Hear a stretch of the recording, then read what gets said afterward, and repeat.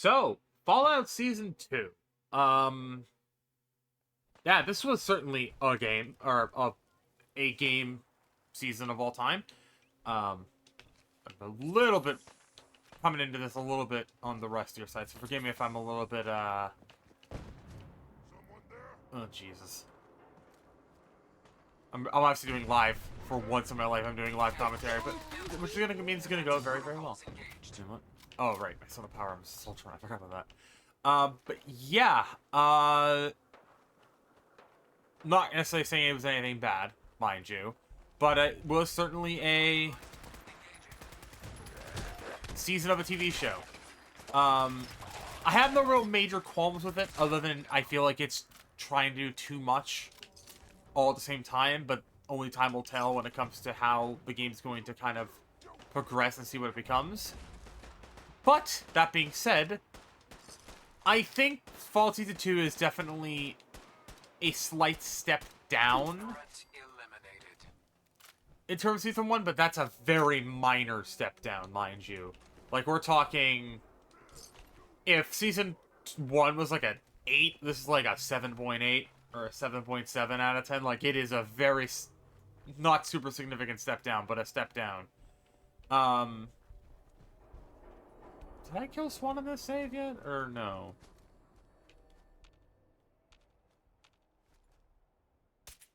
I did.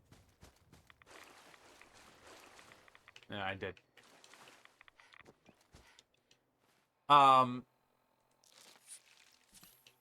But yeah, like, generally speaking, I definitely would say Season 2 has its ups and downs. And now, obviously, it has been a little bit, so you're going to be hearing some spoilers. I'm normally not one to talk spoilers, but given the fact that it is a little bit, it has been a little bit since it's been out, so I'm going to, talk spoilers. I think overall, a lot of the character decisions are kind of... I don't want to say stupid, but they're certainly decisions that were made that I think don't help the character's growth in any way, with the exception of Lucy, because... Well, actually, no, it's not, I'm being a little disingenuous there. I think a lot of the characters feel a little bit more one-note this season, but I also think it's because they're trying to set up a lot more going forward. I think the Brotherhood story overall was kind of flat, more than I would want to really admit. Wasn't necessarily bad, it just felt a little bit more flat. I will say the sequence with the Paladin from Boston was kind of funny, if only because it was a comedian playing, and forgive me for not remembering characters' names. I only remember, like, the main trio and a couple others off the top of my head, but he was pretty funny. It did get a good kick out of me of how he was kind of just generally die-hard Brotherhood, even when the idea of something that could be useful, like, that's even more a little bit fucked up, even that's fucked up even for the Brotherhood, comes across. It's like, ah, yes, he doesn't care.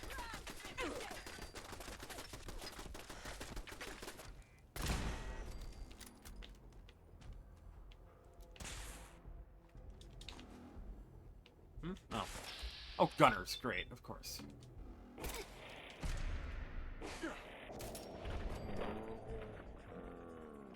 Oh.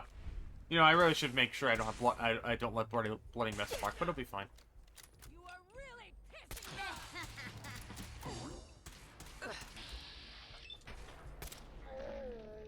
How are you?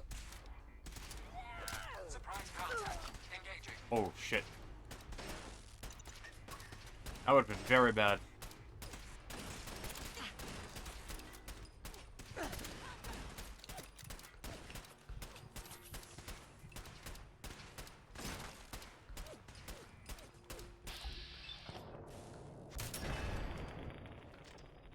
But, I will say, like, I'd say the weakest of the entire main stories is definitely the Brotherhood. I'm not to say that I just didn't like it. It was just, it felt the weakest out of the 3, or 4, technically.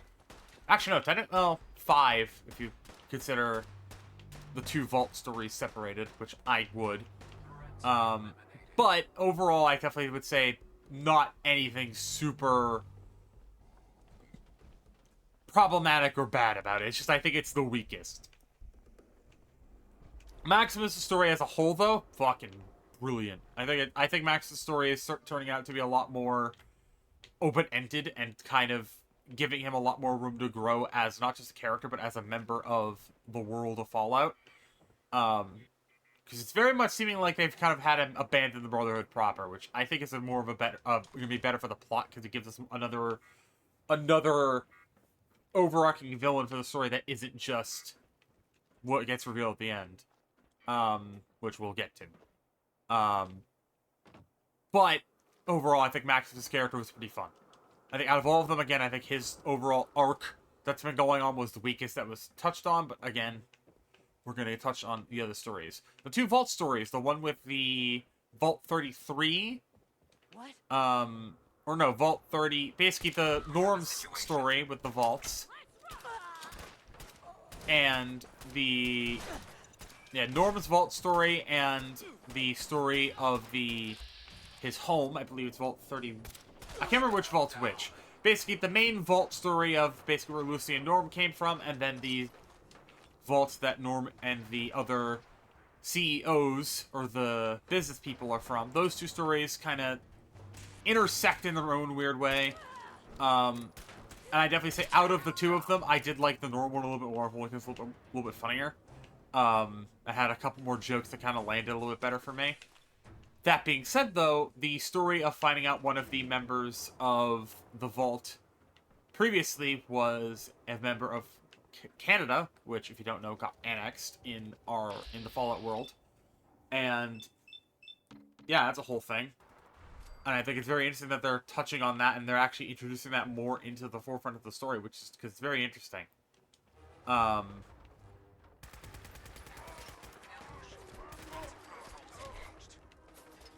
Overall, I definitely would say it is still a very good story. It's something very interesting. I'm really kind of glad that they did touch on it.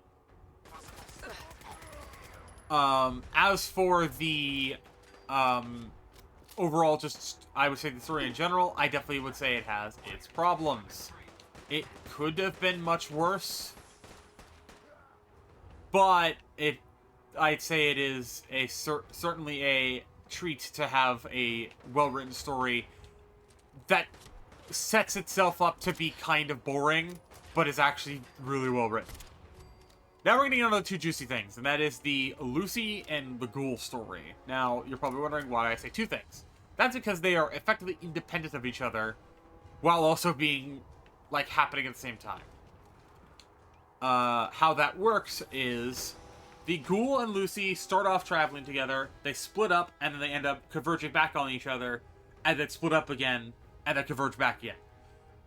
It started with Lucy and the Ghoul kind of trying to find their way to Vegas, because the Ghoul is looking for his family, and it just so happens that what we don't know as the audience is the Ghoul is going to be using Lucy as a bargaining chip to try and get in the good graces of Vault Tech.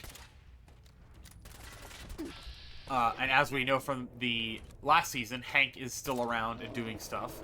So a lot of it is more or less trying to make a bargaining chip with Hank.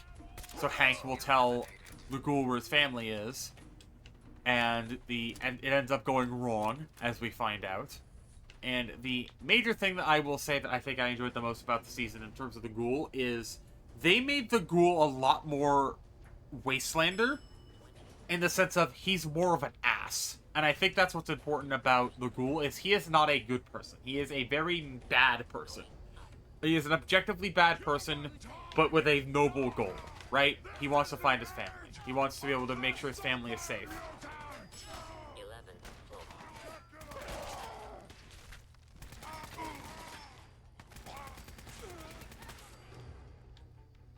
But overall, I would say his story is a lot better than I think people are going to give him credit for.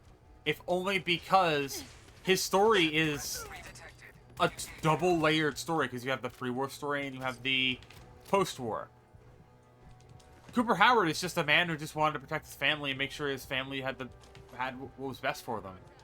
And what ended up happening was not that. They ended up going into a vault and he never got to see them again. And they got divorced and all that. But overall, the one thing that I think the game, or the it does well is it does have this sort of feeling of it still being effectively a game, which sounds weird. I need to hit that button. There we go. Oh, there we go. And overall, I enjoyed it. I think the Cooper Rabbit story is definitely the Cooper Howard and the Ghoul story is very, very good. And there's a moment in where the bargaining where I mentioned that Lucy's being used as a bargaining chip, where she ends up stealing from a shop inside of Freeside, and one of the things she ends up stealing as a fury is a power fist. I find it very funny that it's one of those things where, like, it's the whole Chekhov's gun situation where it's like, oh yes, the power fist, that'll come in handy later. The way she kind of charges it is such a cool little scene, a little bit that they did, and I'm really happy that they did include more Fallout weaponry besides just the iconic guns and stuff. They actually included one of my favorite melee weapons of all time, being the power fist. I just find its entire existence to be very funny. It's a pneumatic fist that makes your punches hurt more. It's one of the weapons I used in 76, actually. It's very fun. I recommend it if you're looking for a fun weapon to mix up your combat. I recommend it. You obviously get one off of Swan as well if you're playing Fallout 4 like I am.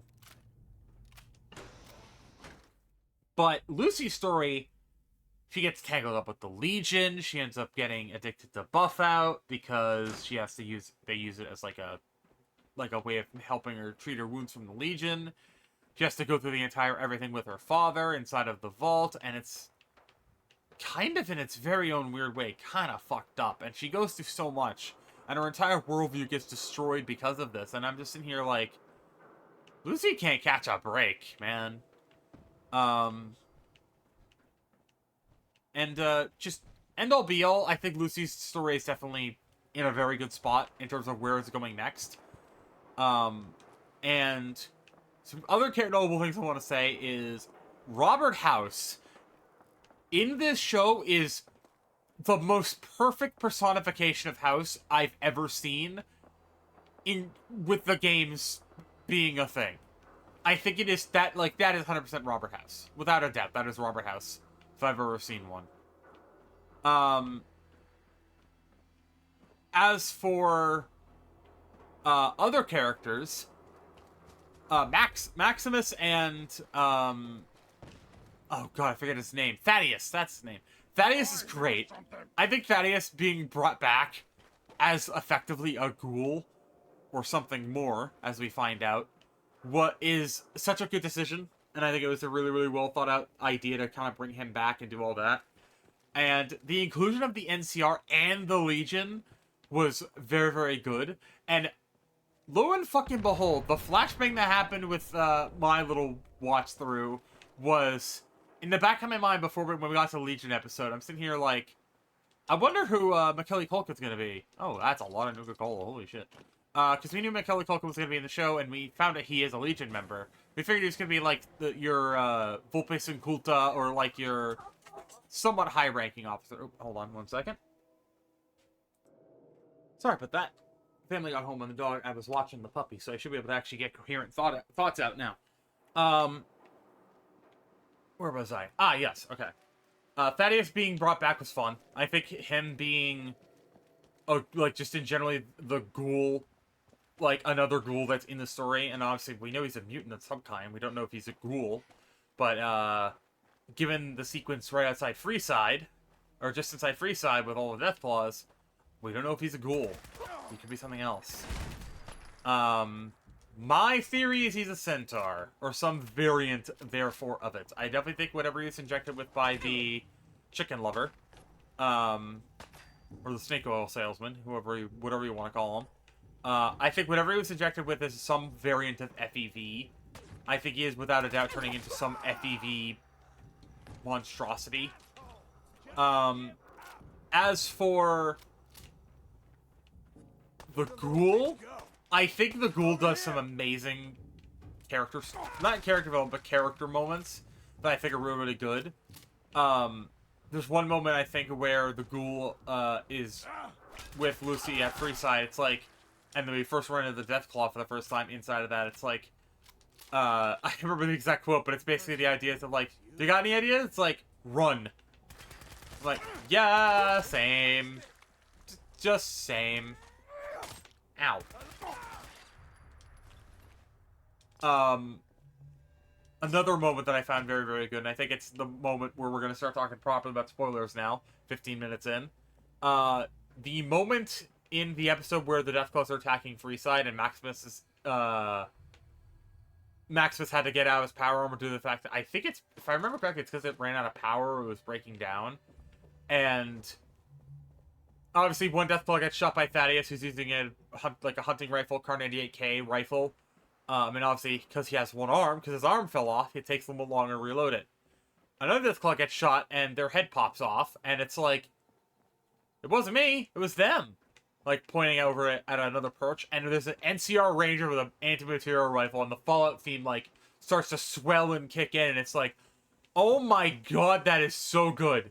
I've never had a moment in a TV show just make me go, yeah!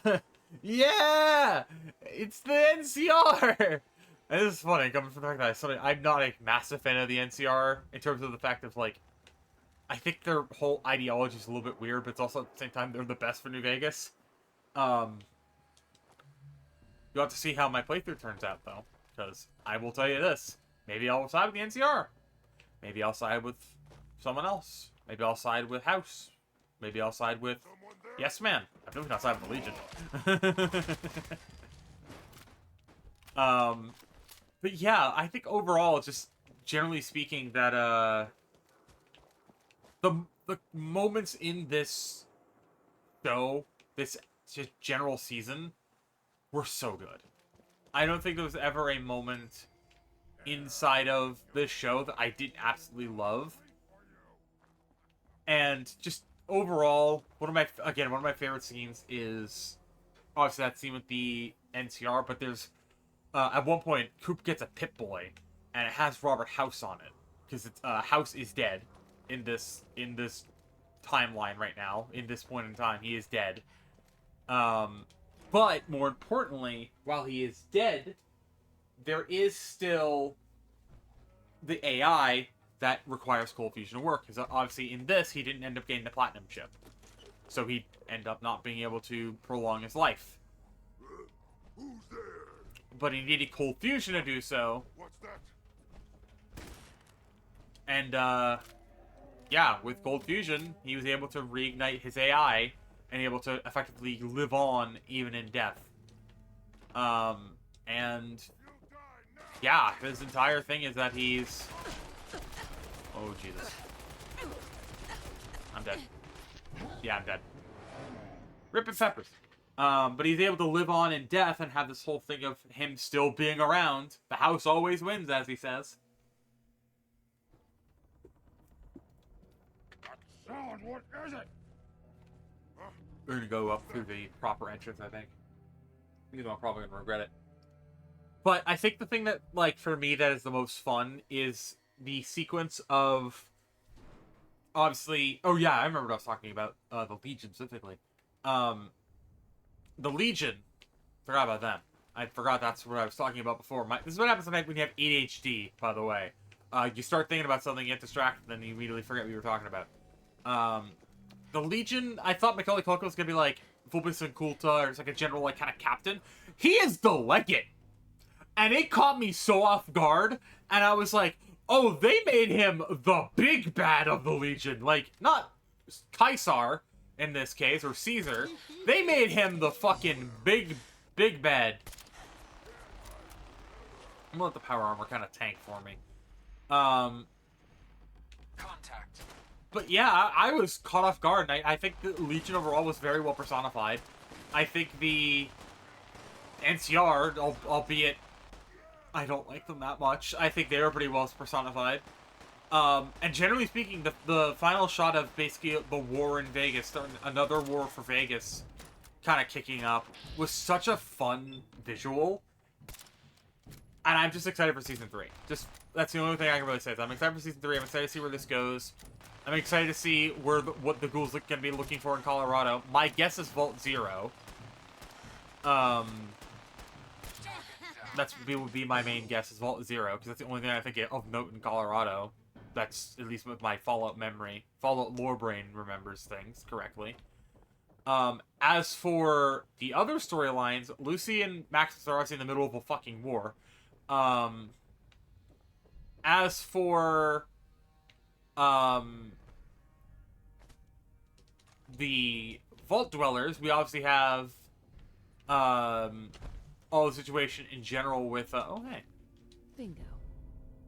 That would have been nice about 10 seconds ago. We obviously have the entire vault falling apart due to, as we find out, the lead female overseer of one of the vaults, whose name I forget, who's from Canada, ends up calling the Enclave. And there's a whole Enclave experiments going on. Presumably this is what the Vault Tech and all this had been kind of leading into. And there's a whole story involving that. And I'm very excited to see where this goes. Like, there's a lot going on, and I'm very, very, very excited to see where it all goes. Time will only tell.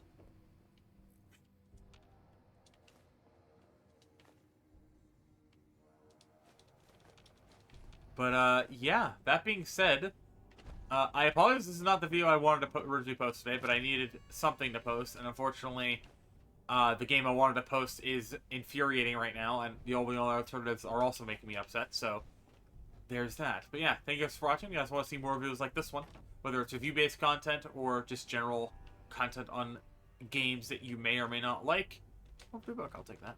I'll be happy to try and post about it. Expect, obviously, your normal Christ video tomorrow, and then as for Thursday and Friday, I'm unsure.